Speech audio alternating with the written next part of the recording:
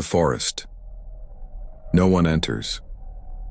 No one in the village talked about Blackroot Forest without lowering their voice. It stood at the edge of the land like a dark wall. The trees were tall and thick, their branches twisted like broken fingers. Even during the day, the forest looked asleep but not peaceful. It looked like something was waiting inside. Children were warned never to go near it. Travelers avoided the road that passed close to its edge. Old men spat on the ground when they said its name. Old women prayed. Once you enter, they said, you never return the same. Some said people died inside. Some said people fell asleep and never woke up. Others said the forest itself was alive. Aaron Vale had heard all the stories since he was a child. But tonight he was not afraid. Aaron stood alone in his small wooden room. A single candle burned on the table, shaking softly as the wind touched the window. Outside, the village was quiet. Everyone was already asleep, everyone except Aaron. On the table in front of him lay an old book. It was not his book. He had found it earlier that day, hidden under broken stones behind the old church. The cover was torn. The pages were yellow and weak. It smelled of dust and time. At first, Aaron wanted to throw it away. Then he saw the drawings. Maps, symbols. Marks that pointed in only one direction. Blackroot Forest. Aaron swallowed slowly. His heart beat faster as he turned the pages again.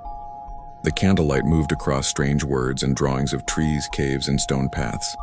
One page showed a deep mark in the center of the forest.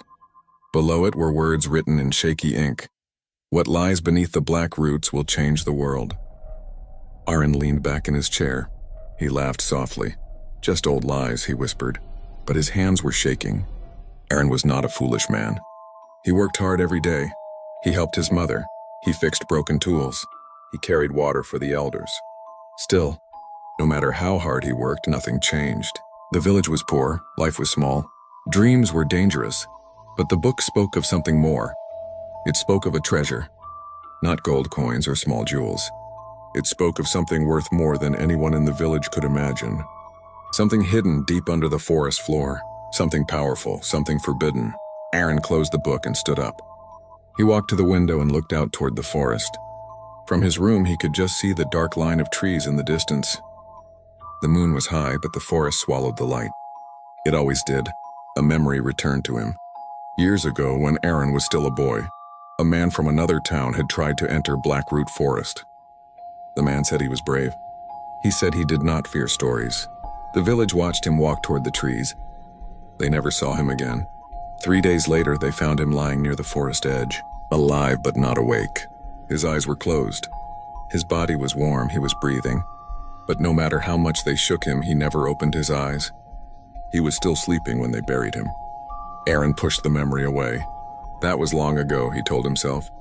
He turned back to the table and opened the book again. He studied the map closely. The lines were clear, the marks were careful. Whoever drew this knew the forest and survived it. Aaron felt something deep inside his chest. Hope, fear, and hunger. If this is real, he whispered, everything can change. He closed the book and wrapped it in cloth. Then he hid it under the floorboards. Tonight he would sleep. Tomorrow he would decide. The next morning, the village woke under gray clouds. Aaron walked through the market, helping where he could. He carried baskets, he fixed a broken wheel. He smiled and spoke like everything was normal. But his mind was far away. Every sound felt louder. Every shadow felt deeper. At the edge of the village, he saw old Mara sitting near her door. She was the oldest woman in the village. Her hair was white like ash. Her eyes were cloudy but sharp. She watched Aaron as he passed. Boy, she said. Aaron stopped. Yes, Mara? She slowly stood up and walked closer. She leaned on her stick and looked straight into his eyes. You dreamed of the forest last night, she said. Aaron felt cold. No, he lied. Mara smiled, but it was not a kind smile. The forest dreams of us first, she said softly. Remember that. Before Aaron could speak, she turned and went back inside her house. Aaron stood still. The wind moved.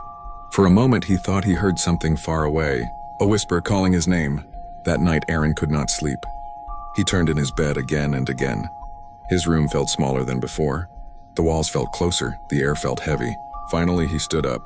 He took the book from its hiding place. His hands did not shake this time.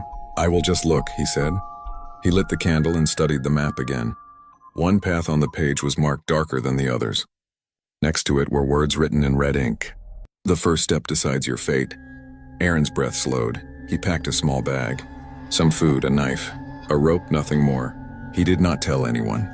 He did not say goodbye. Before the sun rose, Aaron walked toward Blackroot Forest. The ground changed as he moved closer. The air became colder. The sounds of the village faded away.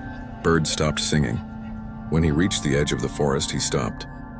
The trees were taller up close. Their roots rose from the ground like bones. The fog moved slowly between them. Aaron stepped forward. The moment he crossed the forest line, the world changed. The light became dim, the air became thick. The forest smelled old, very old. Aaron walked carefully, following the map in his mind. Every step felt wrong. The silence was heavy, like the forest was listening. Then he heard it, a soft sound. Breathing. Aaron froze. "Hello?" he called. No answer. He took another step. The sound stopped. He laughed quietly, trying to calm himself. "Just animals," he said. But deep inside, fear was growing. After some time, he reached a small clearing. In the center was a stone half buried in the ground. It matched the drawing in the book exactly. Aaron's heart raced. "It's real," he whispered. He knelt down and brushed the dirt away. Under the stone was a mark carved deep into the earth, a symbol.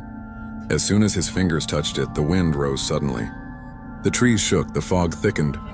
Then Aaron heard it clearly. A voice not loud, not angry, soft and slow.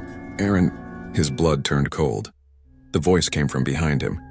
He turned slowly, the fog parted, and something was standing between the trees, watching him smiling. End of chapter.